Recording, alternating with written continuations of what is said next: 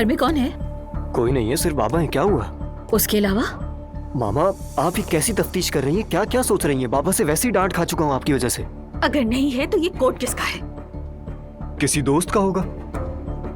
लैला, इससे पहले कि तुम अपनी बात शुरू करो, मुझे भी कोई बात करनी है तुमसे। कहो, बिल्कुल कहो। पिछले दिनों कब्रिस्तान में देखा था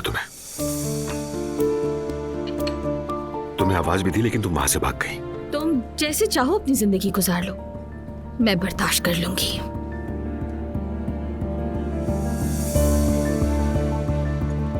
लैला, मैं ये जिंदगी ऐसे नहीं गुजार सकता है। आखिर क्यों नहीं समझ आ रही तुम्हें ये बात? मैं डर गया था कि शायद तुम फोन नहीं उठाओगे। उमर, तुम्हें अंदाजा भी है तुमने मुझे कहाँ लाकर खड़ा कर दिया है? Zainab, I am really very very sorry. मुझे बिल्कुल भी अंदाजा नहीं था कि ऐसा कुछ हो जाएगा। जब तुम्हारी एक्स वाइफ और बेटे का अचानक घर आ जाने का इम्कान था तो तुम इतनी लापरवाही से कैसे पेश आ सकते थे? तुमने जरा भी सोचा मेरे बारे में? मुस्तफा बेटा, बोट की मरम्मत हो गई ना, अब उसे बेचने की तैयारियों में हो ना तुम? जी बाबा, संभाल रहा हूँ, फिक्र न करें।